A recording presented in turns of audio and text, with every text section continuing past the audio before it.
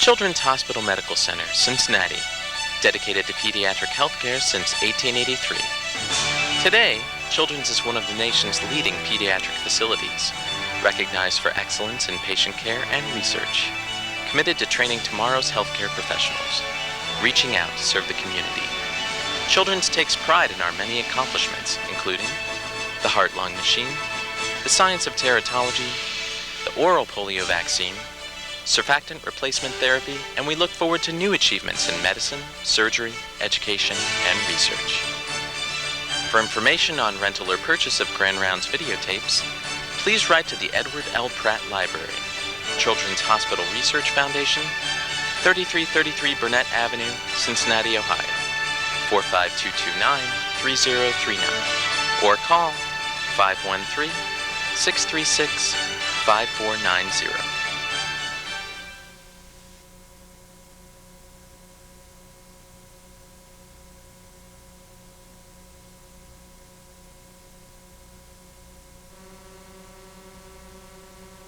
First of all, thank Dr. Boat and everybody for having me here this morning. It's a pleasure to speak here at Grand Rounds. And what we are going to talk about today is pediatric CT and the issues related to the radiation doses that children receive related to having a CT.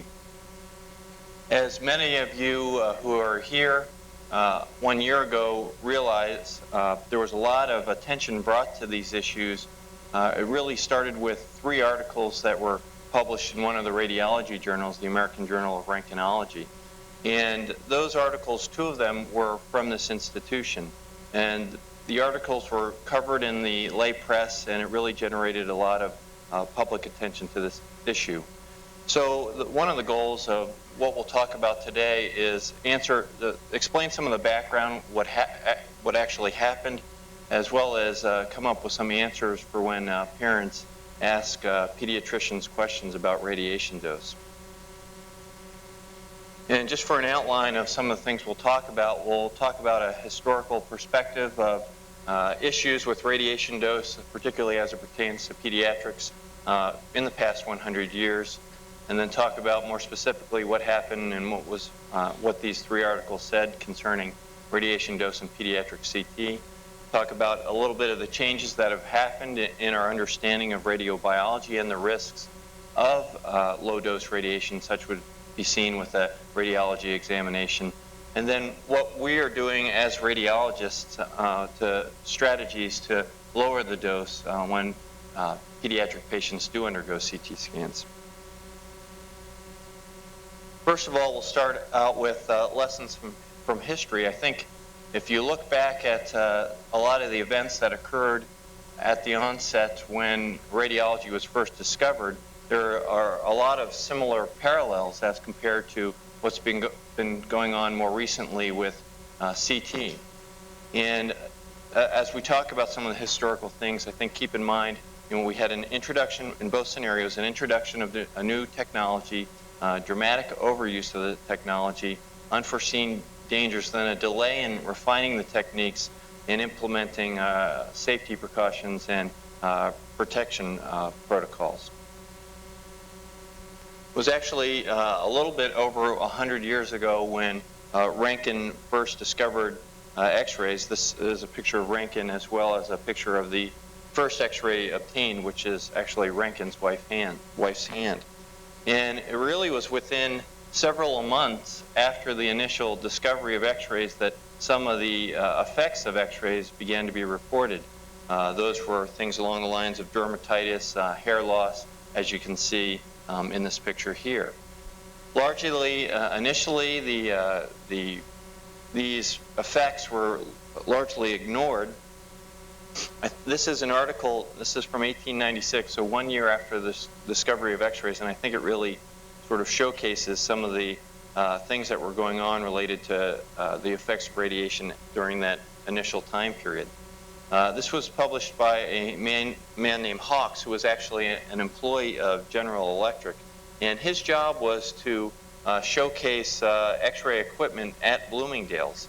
And basically, he had a handheld fluoroscope and would demonstrate to the shoppers his hand or his jaw moving behind the fluoroscope. And obviously, as he was doing that all day, he began to develop deep sunburn, his hair fell out, bloodshot eyes, and impaired vision. The bad part about this report was, in the report at the time that it was published, it was presented that all these were temporary effects and that he had actually returned to work at the time that the article was published. This is a picture of one of the pioneers of radiology in the city of Philadelphia, and I think it just shows the lack of precautions as far as x-rays were concerned. This is a handheld fluoroscope, and this is the x-ray tube. So the x-ray beam is passing through the patient's chest and into the handheld fluoroscope, and you can imagine there's a large amount of radiation passing through the patient and hitting the operator of the x-ray equipment. This is that photographs of that same man's hands over time, and as you can see, in 1903 he begins to develop dermatitis, then areas of squamous cell carcinoma, and by 1909 he has had several fingers amputated related to the carcinomas, and actually went on to expire from complications related to the x-rays. And there was a very slow response. There was a denial of the danger related to x-rays. There was actually a lot of questioning of the true cause. People were trying to blame things other than the x-rays for what was happening, and very much a resistance to any implemented precautions. This is an article from 1901, which I think this article and the response, there were several articles published in response to this, demonstrate truly the resistance to any safety precautions. Rollins was the first one to suggest that x-rays could actually be fatal. And basically what he did was he took a bunch of guinea pigs and put them in an area and then x-rayed them for 2 hours a day for consecutive days, and found that all the guinea pigs died in 8 to 10 days. What he really was even more remarkable about his article was what his suggestions were. And he had a number of recommendations. He suggested that the x-ray tube housing should be covered with lead so that the x-rays were only going in the direction intended and not all over the place. He suggested that operators of x-ray equipment wear radiopaque glasses, and that we should cover the other areas that we aren't trying to image. So this was really the first suggestion of collimation that we use today in modern x-rays. There was a huge response to his recommendations. One, and I'll show several examples. This is by a man named Codman, who's famous. We have a sign in radiology called the Codman's Triangle, which is a sign of periosteal reaction and aggressive malignancies. And this is that same Codman, and he, in response to Rollins' articles, said that he had had experience with over 10,000 x-rays, and he called Rollins' precautions overly dramatic. He suggested that the only safety precaution that really needed to be implemented was as long as the person operating the x-ray equipment kept their hands away from the x-ray tube. And he accused Rollins of actually giving the public the idea that this process could actually be dangerous to the patient, and thought that that was completely outrageous. And because of this response and several others, Rollins' suggestions were largely ignored. This is just a quote, again, showing the resistance to safety precautions. This is a man who talks about x-rays, and he says it's just like smoking. If you limit yourself to several cigars a day, you know, it's not going to be bad for you. As well as this quote, Eugene Caldwell was one of the pioneers of radiology. He actually went on to be one of the first martyrs to die from complications of x-rays, but he stated in response to Rollins' suggestions for collimation and enclosing the x-ray tube with lead, I believe that there's been undue alarm over the dangers of secondary x-rays. It is well known that overexposure to sunlight may produce very disastrous results, but it does not follow that we must live in darkness.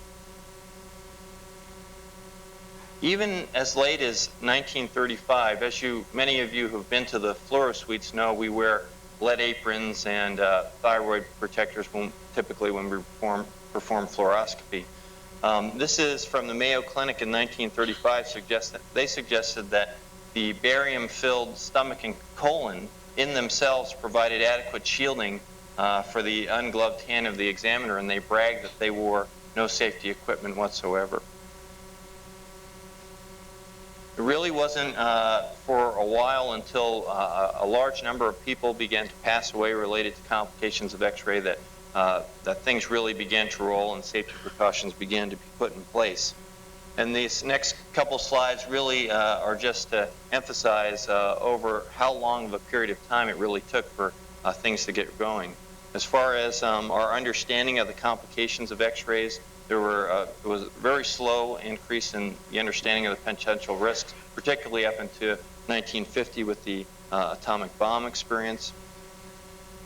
As far as the implementation of safety and protection committees, it was really over a prolonged period of time, and again up until the time of World War II and the exposure to the atomic bomb experience that things really began to be put in place. As well, manufacturers began to do things to help make X-ray equipment more safe, but it wasn't until 1968 that the U.S. actually had performance standards for X-ray equipment, and before that time it was completely unregulated. Radiologists as well began to do their part in radiation safety. There was the elimination up through the 1940s and 50s. X-ray therapy was used for a number of benign skin disorders. They used to irradiate patients' legs with leg length discrepancies to stop that side from growing. Radiologists began to update equipment and protocols and help try to work for appropriate referrals for X-ray emitting examinations. And just one last historical thing before we move more specifically to issues with CT is the issue of irradiation of the thymus. In the 1800s, there were several diseases that were thought to be related to having a prominent sized thymus.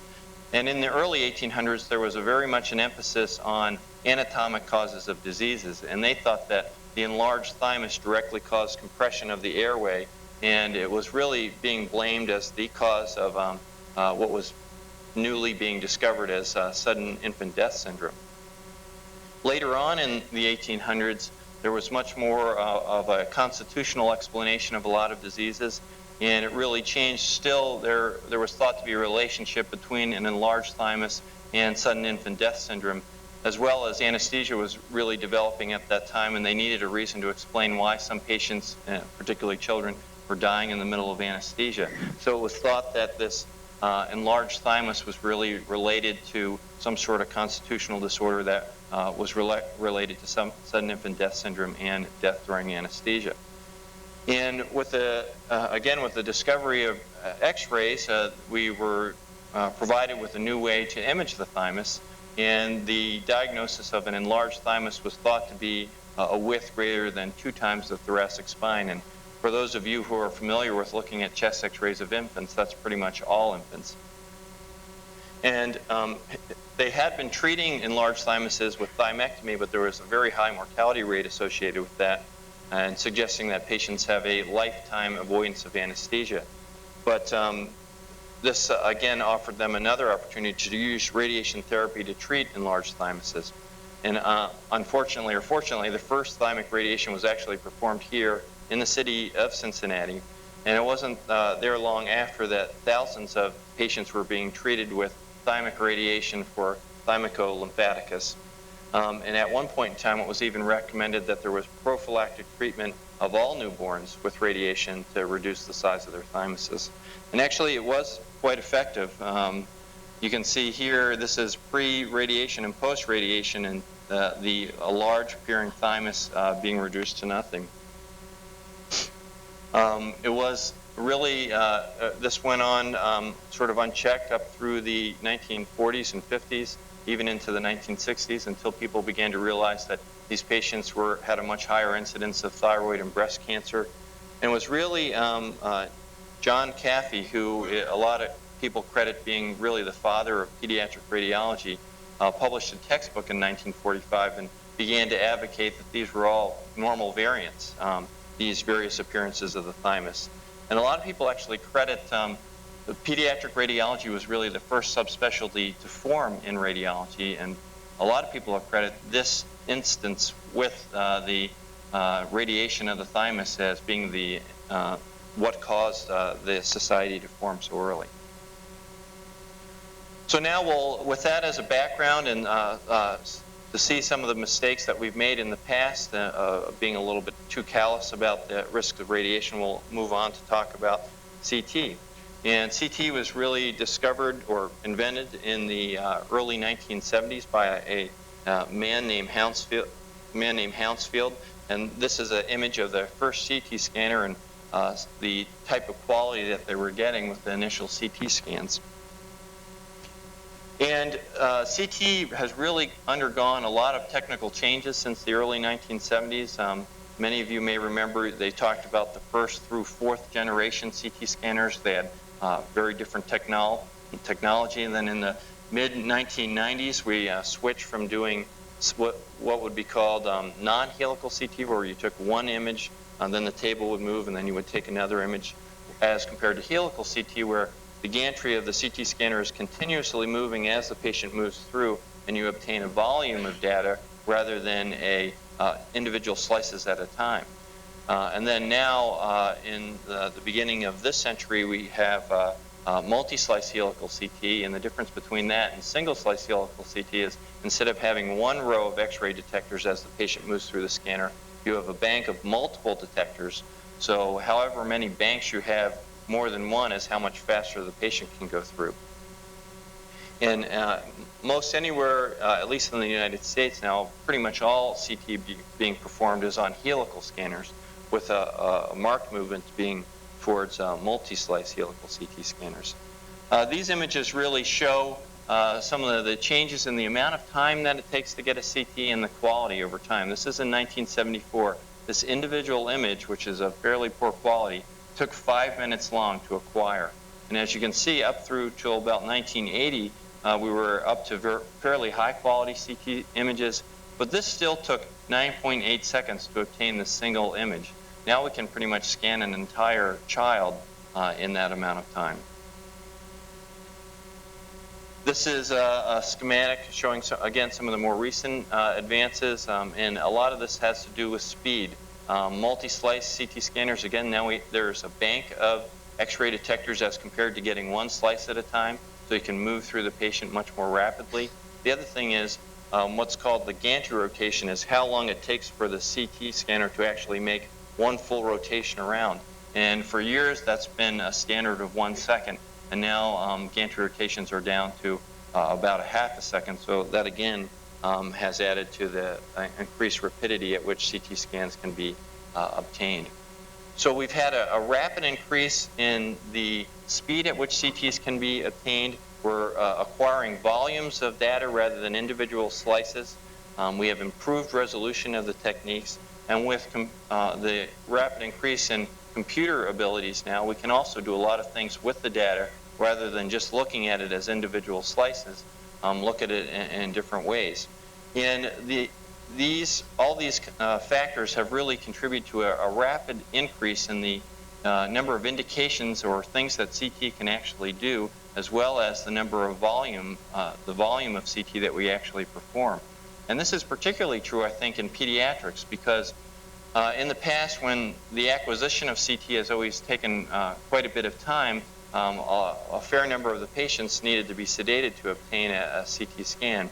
Now, with the rapid speed at which they can be obtained, at least for pediatric body CT imaging, it's down less than 1% of patients with the multi-slice helical CT scanners actually need to be sedated.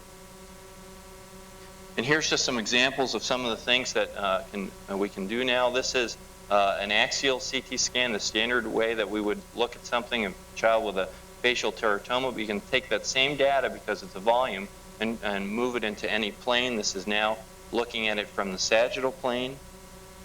You can take the data from a standard CT scan and look at it as a three-dimensional model. This is a patient with an osteogenic sarcoma, and you can look at that with just the bones and rotate it and look at it from different planes for preoperative planning. You can also make these three-dimensional models based on windowing it at the level of the bones to just look at the bones, or window it to actually place the skin back on the patient so you can correlate things with physical exam, or window it to look at the soft tissues.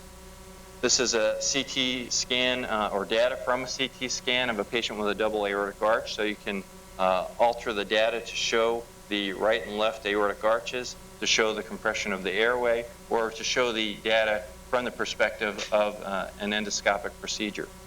So again, with all these different things that can be performed now, the volume of CT has really increased.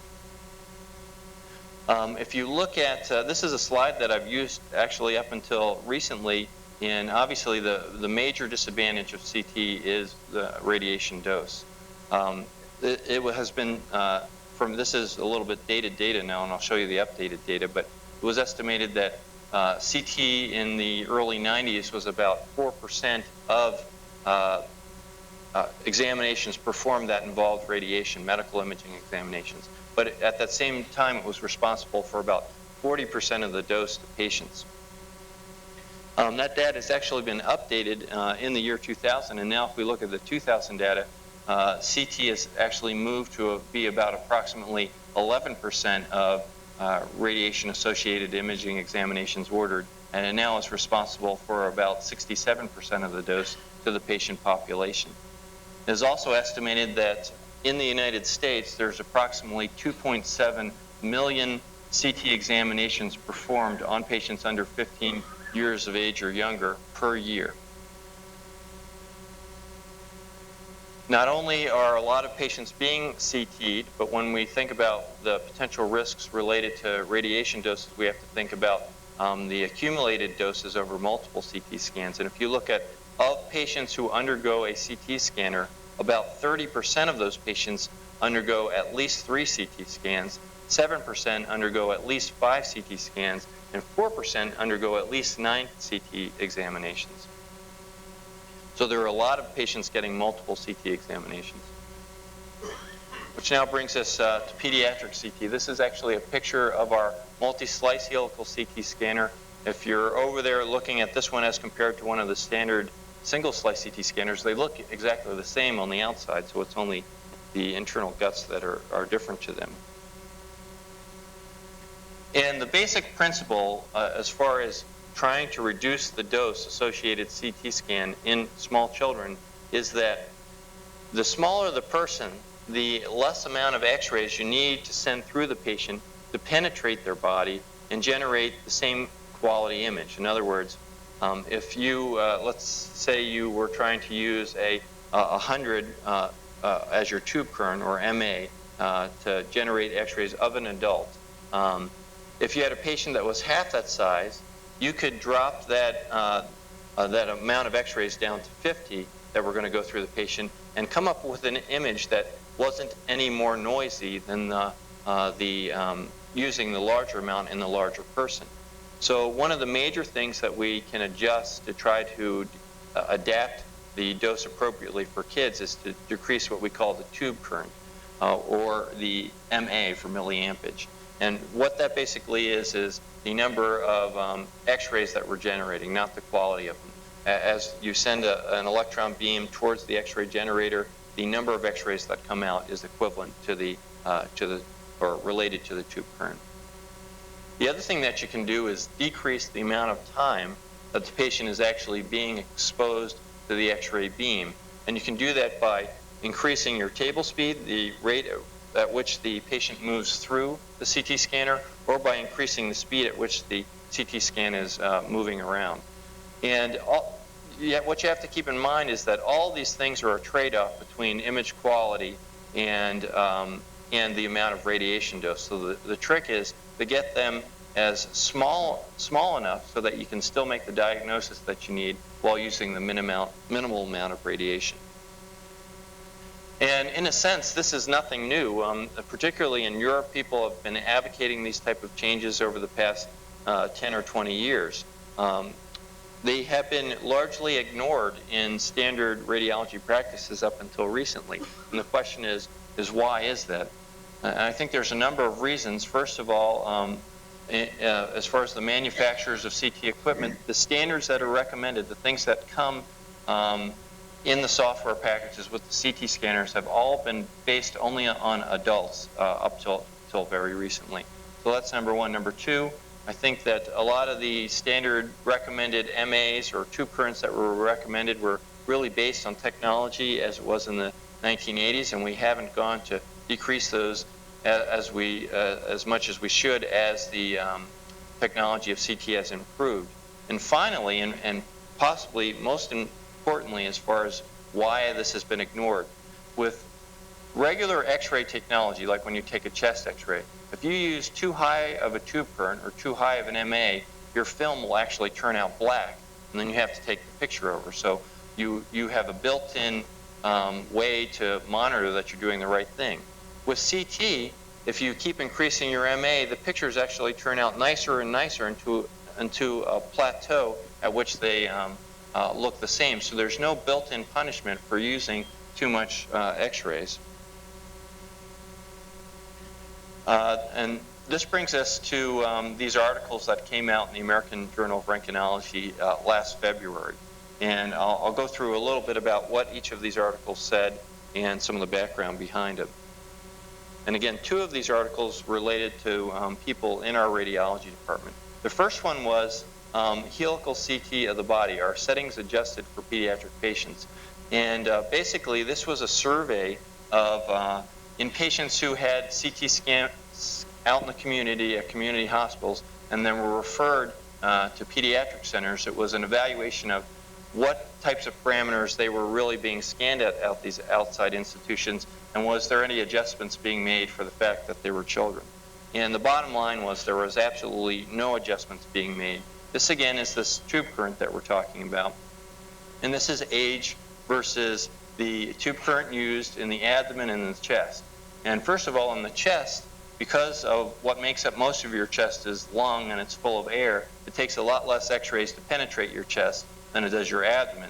So the parameters that you use for the chest can be much lower than they need to be for the abdomen. And the first thing to notice is that the chest numbers are actually, for most stages, higher than the abdominal numbers. So people were not adjusting for chest as compared to abdomen. And if they were adjusting per weight or size of the child, the numbers for the young kids, the 0 to 4, should be the smallest numbers, and those numbers should get bigger as we go down to teenage years. And as you can see, the numbers were actually the largest during infancy, and probably more so people got nervous, aren't used to dealing with infants. We better turn up the amount of X-rays so that we can see things as best as possible. The other thing to say is we probably hardly ever use an MA over 120 here at this hospital, so every one of these MAs on here is too high. Finally, many of these examinations were performed in their entirety, both without contrast and then repeated with contrast. So that, in a sense, doubles the X-ray dose itself.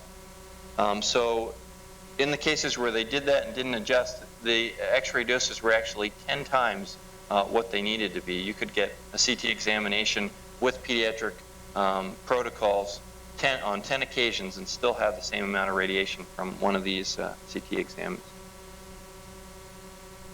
The second of the publications was from our body imaging department here at Children's.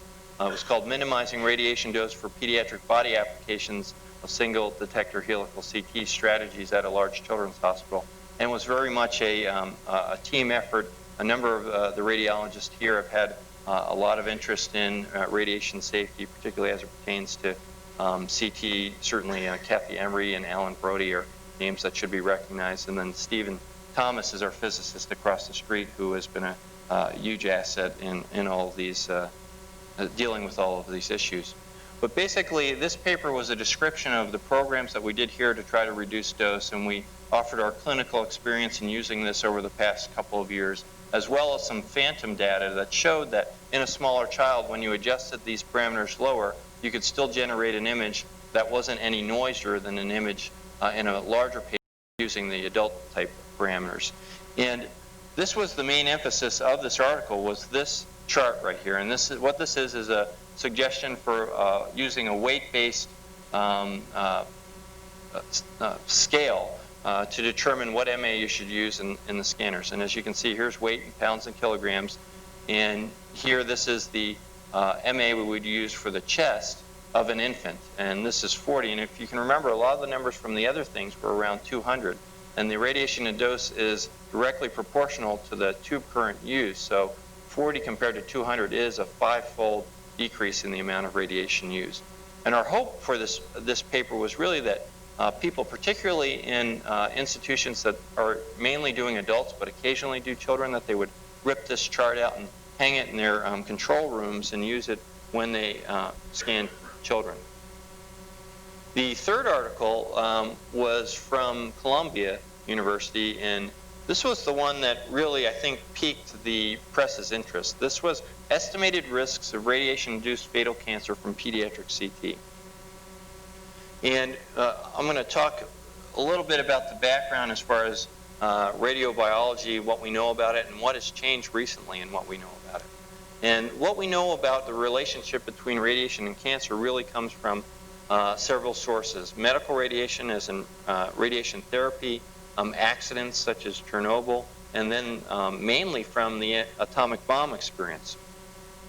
And the problem is that radiation is actually a fairly weak carcinogen, and cancer is very common in the human population. So in order to study this, you either need to see, to determine when there's an excess incidence of cancer, you either need huge doses of radiation or very large numbers of people. And besides the atomic bomb experience, that's really the only way that's available. It's a huge study. It's lasted, now there's 55 years of follow-up in these patients. It's been intensely analyzed. It's estimated that over $500 million have been spent on analyzing this data. And again, it really represents a large portion of what we know. Now, one argument is always, well, is whole body radiation like you would get from an atomic bomb the same as localized radiation like you would get from a CT scan of just a part of your body? And in comparing the atomic bomb data as compared to radiotherapy data, it's thought that the risks are the same, that the risk per particular organ to develop cancer is the same whether you get whole body or focal radiation. Now, previously, we've been only able to know for sure that the cancer risks available at very high doses of radiation from the atomic bomb experience. And the exact risks from low-dose radiation, such as a radiology examination, had to be really extrapolated from the data at high-dose radiation. And there's always been a lot of argument about that curve. You know, you have high-dose radiation, big cancer risk, and then what is, as you move down the line to low-dose radiation, what's the risk from that? And a lot of people questioned whether it was truly a linear extrapolation, a straight line, as well as there was a big camp of people who thought there was probably a threshold under which radiation amounts under that amount were probably not a risk to patients. And these issues have been ongoing for quite some time. But now, with the 55 years of follow-up from the atomic bomb data, what they have is data on the patients who are very much in the periphery of the atomic bomb and who were exposed to a very low amount of radiation, about the same as an X-ray or CT procedure. So they don't have to extrapolate, they don't have to make assumptions or theories. It's purely what is the rate of cancer that these people have, and is it above the baseline compared to the normal population? And the bottom line is they do have an increased risk of cancer as compared to the general population. And this is particularly important in pediatrics because infants have a much higher radiosensitivity or risk for carcinogenesis as compared to adults. It's estimated to be about 10 times higher.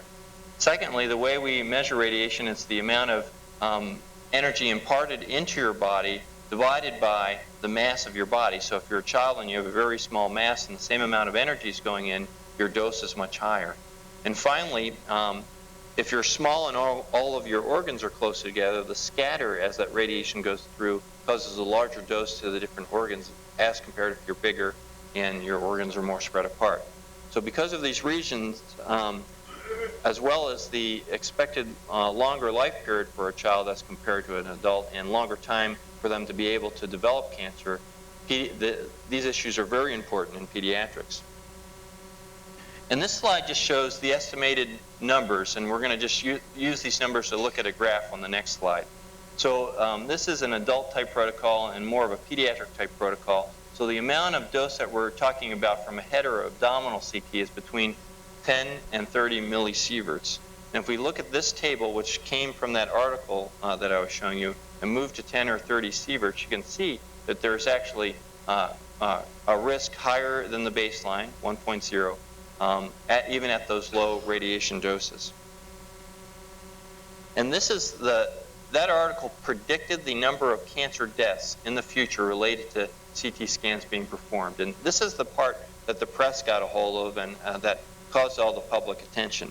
And basically, if we make the assumption that 2.7 million kids will undergo a CT scan each year in the United States and use those models that we were just showing, there will be about 725 excess cancer deaths above the baseline. And these were the numbers, again, that were being thrown around in the newspaper. But what they didn't talk about was the denominator of that number. If we make the assumption that there's a 20% baseline cancer incidence or cancer-causing death in the general population, that means of those 2.7 million people who were going to get a CT scan, that 540,000 of them would die of cancer anyway. And we're comparing 540,000 cancer deaths without CT as compared to 540,725 cancer deaths with the CT scanners. And that's a difference of 0.13%. So certainly a real difference and something to consider, but in the overall scheme of things, maybe not quite as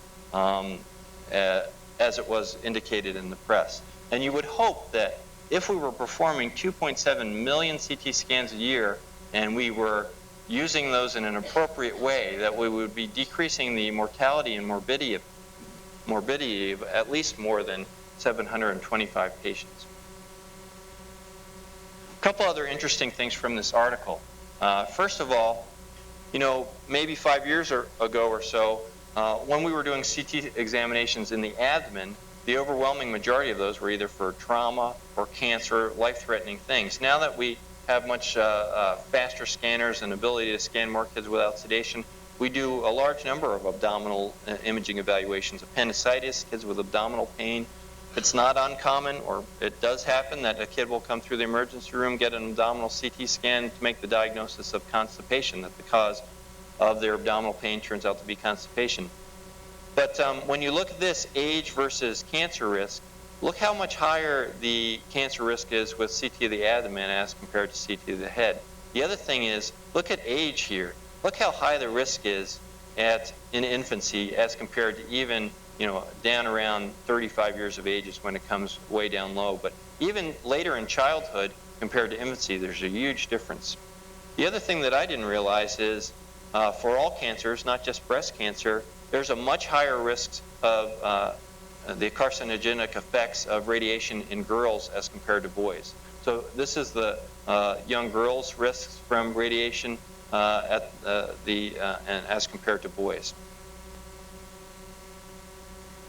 So at about the time that I became aware of this article through the review process, and I knew that the other two articles of the three had recently been accepted for publication, and I actually had spent some time in the offices of this journal and knew the editor well, so I thought that probably they'd be a lot more effective putting them all together as compared to if they were all separate in different journals. And he thought that was a good idea, and actually it was his idea to write a preface to the articles and put them at the beginning of the journal in which they came out. And that's how they all got grouped together. And we were all, I think, pretty excited that this, you know, might make a change, that there would be a lot higher number of radiologists would actually read these articles and perhaps change their protocols as compared to if they were all separate again. But the articles were press released, and the day that the press was allowed to come out, I was actually working at the Outpatient North, and on my way driving out there, I knew that there was going to be some sort of coverage in the USA Today, so I went to the UDF on the way and picked up one, and I was just astounded when I saw this article. On the front page, it said, CT scans in children linked to cancer later. There were all kinds of errors about the data that was in there, and it was very much twisted around almost as a scare tactic. It certainly made a much better story that doctors are inadvertently irradiation children and they're going to die, as compared to doctors trying to make CT safer for kids. So after this article came out, it spread like wildfire through the internet. You can see this is Time, Kids, CT scans and cancer, all kinds of things, as well as on television. This data was actually provided to me for General Electric, who's one of the largest manufacturers of CT equipment in the United States, who took quite an interest in the events from these first couple days. And this was one of my favorites. This is of the 270 TV shows that covered it in the first couple days, number 137. Study conducted by Cincinnati Children's Hospital shows that more than 1 in every 1,000 children who undergo CAT scans will get radiation-induced cancer. And of course, we had nothing to do with that part of it, and the numbers were completely wrong. So a lot of people worked on trying to spin the story the right way. It certainly took some time. And I think as far as the outcome of all this, in the short term, there was very much, I think, unnecessary anxiety caused for a lot of parents. Certainly a lot of our department and a lot of the departments here that order a lot of CT scans had to deal with a lot of phone calls from parents and a lot of emails, a lot of extra work, and this was true around the country. The other bad part was when this all this stuff happened in the press, although the journal had been released, it wasn't available through the internet yet, and no one had received them at the homes yet, so all the radiologists getting all the phone calls had no access to what the information was even all about yet. But I think in the long term, the public attention actually has very much helped. That a lot of departments have changed their protocols throughout the country, and that probably wouldn't have happened without the public attention. Certainly, manufacturer interest has been markedly increased, and also probably a lot of the doses that we're currently scanning adults with are way higher than need be, and this has really served as a template to reduce adult protocols as well. Just briefly, there's been a huge flurry of academic activity related to these type of issues. At the International Pediatric Radiology meetings, there was dedicated sessions on papers just on radiation doses related to CT. One of the paper that won the award was on this topic. Multiple of the journals have had special issues for issues of radiation dose. The AJR that released the initial articles had a series of articles dedicated to radiation issues related to fluoroscopy, as well as another journal related again to adult CT radiation doses. In trying to get General Electric or one of these other companies interested in discussing pediatric protocols for CT scan before these events was virtually impossible. Now it is one of their one of the things on their priority list. They're GE's coming out with a color-coded scheme by which will make it easier for technologists to pick the right MA when kids come to the scanners. They've also GE sponsored a meeting through the Pediatric Radiology Society on dealing with these issues. Now finally, for the last couple minutes, I'll talk about what we can do now, or what we are doing now as pediatric radiologists to make CT scans safer or lower the radiation dose. Obviously, we can make these adjustments we've been talking about in our protocols, using CT judiciously, focusing the CT examination, indication-specific adjustments, and then I'll talk a little bit about some of the things that are going on in research and using in-plane shielding. Especially since the advent of these multi-slice helical CT scanners, the number of options that you have when protocoling these has become increasingly complex. So just to generalize, what do we want to do to reduce dose, particularly if parents are asking questions about things like this? One, the slice thickness, how thick you make your slices. You want to obviously adjust that to the size of the patient. The smaller the child, the smaller slices you need because their organs are smaller. But you want it to be size-based and as big as possible. Table speed, again, you want to reduce the amount of time the patient's being exposed to the X-ray beam, so you want the table speed and the amount of time it takes the CT scanner to spin to be as fast as possible. You want your MA to be weight-based, and the standard for KVP, which hasn't received much attention yet from radiologists, is currently 120. And again, the importance, particularly since the advent of multi-slice CT, a recent article showed that the risk of inadvertently increasing dose is 63 times greater in multi-slice CT scanners as compared to single-slice CT scanners. Again, the kVp or kilovoltage is the other thing we talk about. This is the quality or amount of energy in the x-rays as compared to the amount of x-rays that you use. And if you increase the kVp above 120 for a CT scan, it dramatically increases dose. And what's interesting is this is not what was taught to us as residents. The thought used to be that when you increase the kVp, more of the x-rays enter and exit the body without depositing their energy within the body. So by increasing the kVp for standard radiographs, which they did in the 60s and 70s, actually reduced dose. But with CT, if you increase from 120 to 140, you can actually double the dose to the patient. Just some common sense things. If you have other imaging options, such as sonography or MRI that doesn't use radiation, and it can accomplish the job just as well, certainly you should use those. Giving things time, waiting and see if something goes away on its own before we jump into a CT scan certainly can help. Again, appropriate referrals, that's one of the big jobs of the person on CT every day, is to make sure that everything that's been scheduled is appropriate and help try to change that to another examination when appropriate. As you all know, this institution has been very big on developing clinical pathways to order when it's appropriate to do tests. This is just the example for the HPS algorithm. We as radiologists have found if we make these pathways fairly complicated, the patients hardly ever get down to the radiology examination, so that helps lower dose in and of itself.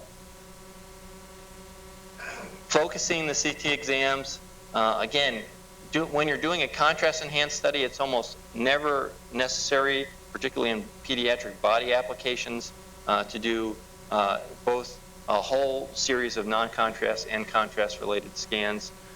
Limiting yourself to the area of interest when possible, avoiding the breast, gonads, and thyroid.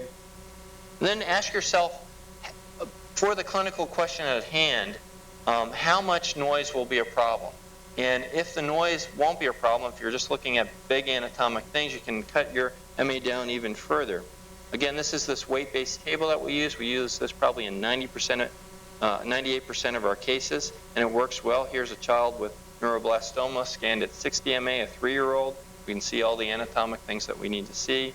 This is an infant with a right arch and aberrant subclavian artery. Even using an MA as low as 30 in an infant, you can still generate all the fancy pictures. Very occasionally, when you're looking for very small, tiny things, such as a child with bone marrow transplant, when you're looking for fungal abscesses, sometimes we'll bump the MA up a little bit so that there's not a lot of noise and we can actually see very small lesions in the liver or spleen. This is an example. This is a patient who we do CT scans on patients before these non-invasive pectus repairs.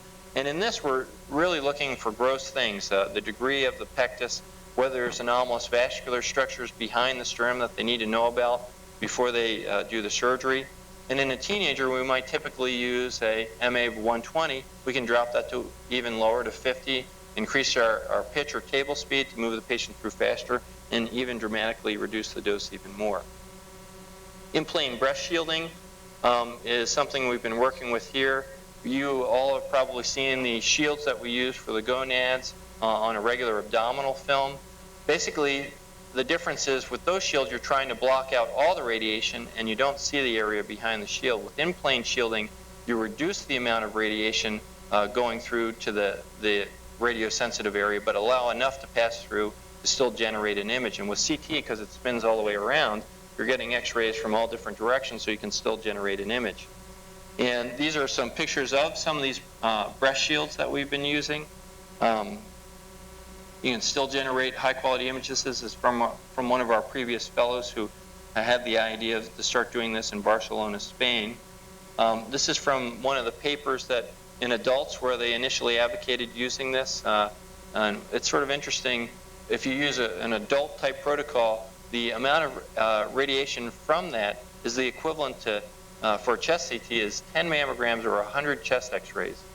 And if you look at A-bomb survivors less than 35 years of age who received a similar type of radiation, their breast cancer incidence was increased by up to 14%.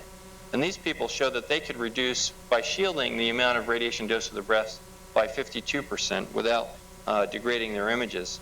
So we've actually implemented a homemade type of shielding with this bismuth-coated latex over a foam pad. It's basically the stuff that they put on the inside of casts. And you can see that the images are of fairly high quality. So you'll see these things in front of the girl patients who get scanned on the CT scanners here. In a review of our initial experience, there's been no change in the quality of the examinations, and we've reduced the dose by 30%. I'll just finally, some of the things that are going along with research.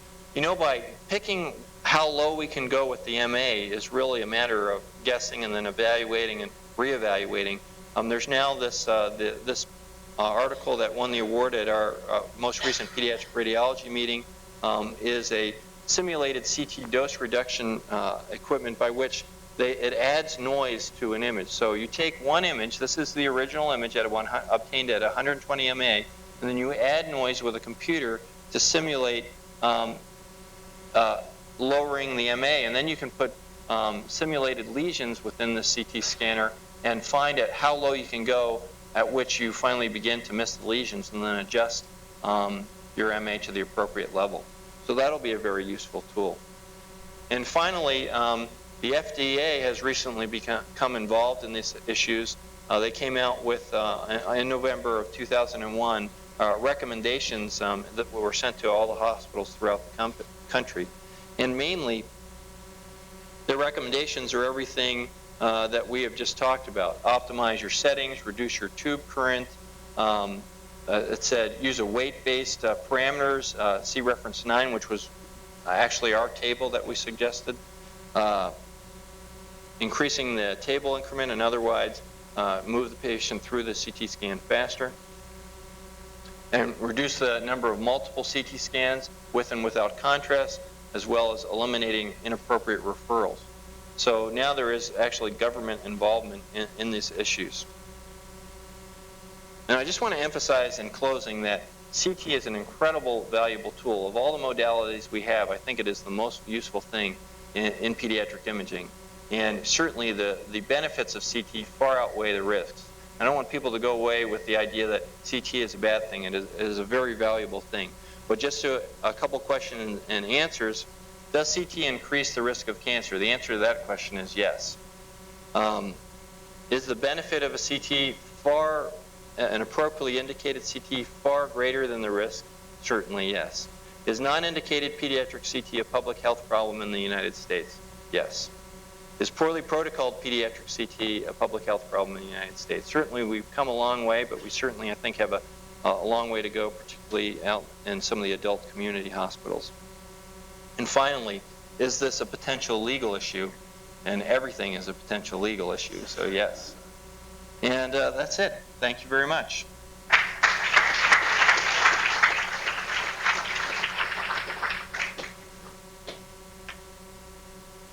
Thank you, Dr. Donnelly. Are there questions from the audience? Please use the microphone. Dr. Slice? It's really super. I wondered if you could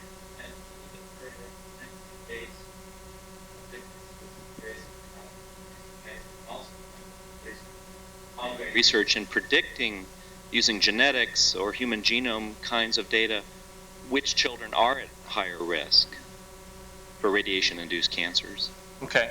As far as, besides the fact that the girls have a higher incidence of carcinogenesis from x-rays as compared to boys, that's really all I can tell you. I don't know if there's anything known about why that is or what the makeup of that is. It is truly an incidence of all the different cancers in all the organs, not just the fact that you add breast cancer on top of the risks for girls as compared to boys.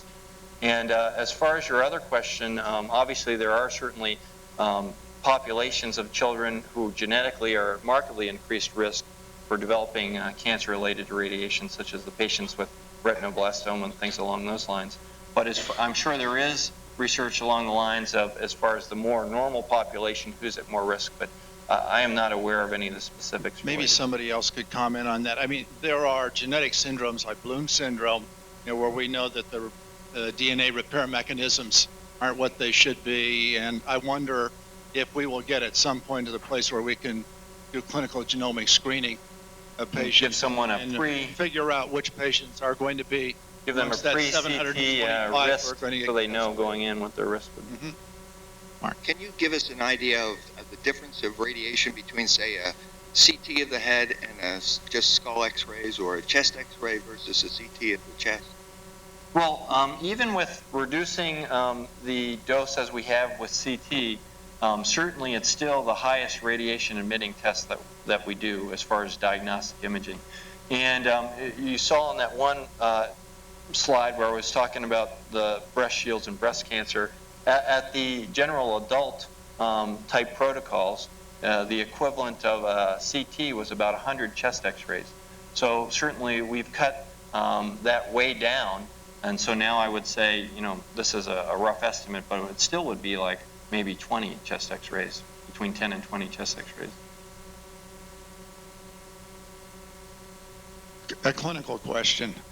How do we use this information to decide whether to use CT, say, versus normal chest x-rays? And I'll pick the CF population. These are kids who are going to get dozens, if not hundreds, of x-rays during their lifetime. And we know that you probably get more information from a CT scan. And I know cost is a factor in determining that you don't do that, every couple of months. But what about radiation? Does that become a factor in our making those kinds of decisions? I think certainly it has, and it has always been, but maybe even is more so now. I think, different levels of things. As far as decisions made on a daily basis in the radiology department, these are issues that are discussed and debated each day. For example, a patient comes in with right lower quadrant pain. What is the appropriate way to image them? And certainly radiation comes into play in making the decision whether you do an ultrasound first with CT as a backup when the questions aren't answered, or whether you go straight to CT. And I think it's something that should be and probably is considered in coming up with these clinical pathways that we're designing. And certainly, I think it's an issue as far as IRB approval of different protocols, and certainly probably has been more in the minds of IRBs and people applying to them than it has in the past. So a chest CT versus a PA and lateral chest film, what's the relative exposure? Well, again, if you're taking two views of the chest, it would probably still 5 to 10 times higher for CT scans. Dr. Larrell. Without necessarily naming names, how would you say our local community hospitals are doing implementing pediatric protocols? Well, we actually have repeated the survey that we did of the outside hospitals. We repeated in the fall to look at just that issue, whether all this exposure had really changed anything or not. And there was a statistically significant decrease in the technical parameters to lower dose as compared to beforehand.